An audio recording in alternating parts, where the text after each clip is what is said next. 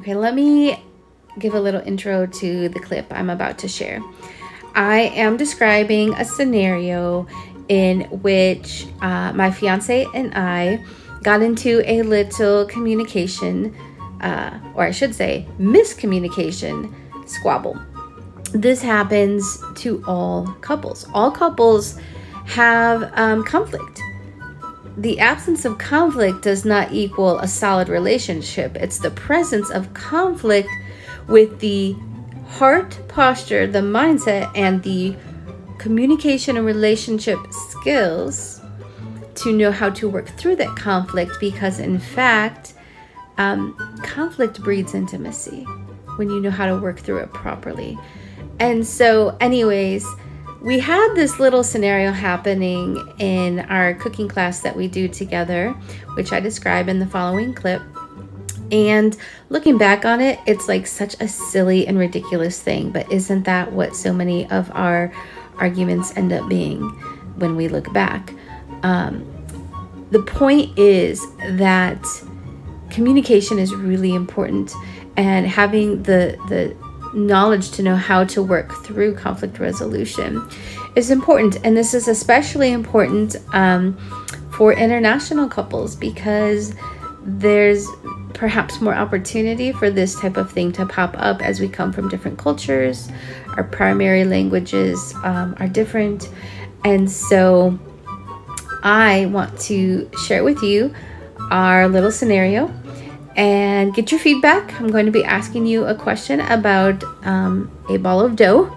Curious to know your thoughts, but stay tuned, because I will be following up this video with another where I actually delve into a tool and a strategy that my fiance and I have found to work through these conflict patterns when we start noticing we're headed that direction, so we can not detour into the road of disconnection and find our way back to that journey of being connected, even in the midst of conflict or miscommunication.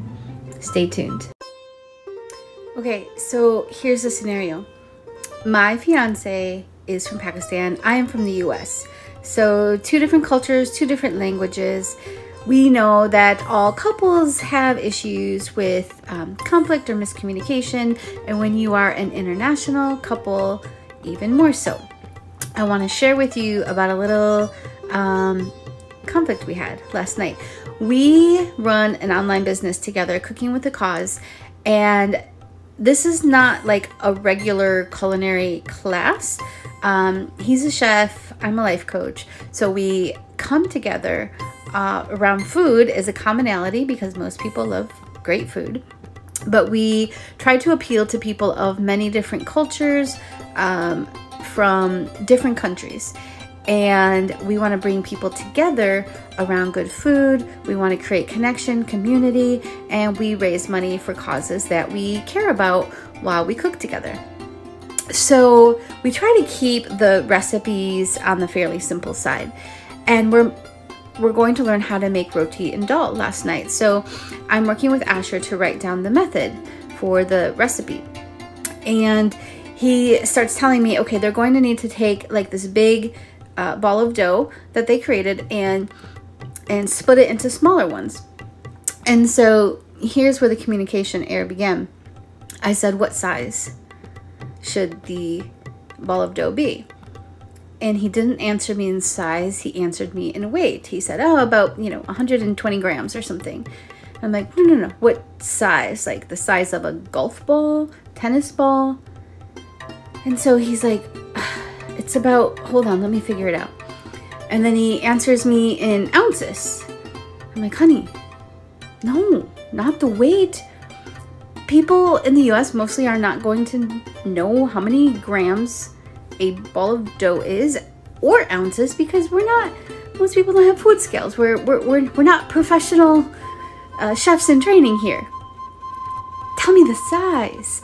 Is it like the size of a avocado, of a basketball? Like, what's the size? And then he answers me in pounds. He's like, it's 200 and something pounds. And I'm like, what is going on? Are you messing with me? Are we making a ginormous monster ball of dough? Are you too tired and your calculations are getting messed up? Because I know we're not making roti that big. And so we go into this whole detour in our communication, all because of our different understandings of how to talk about the size of a dough ball.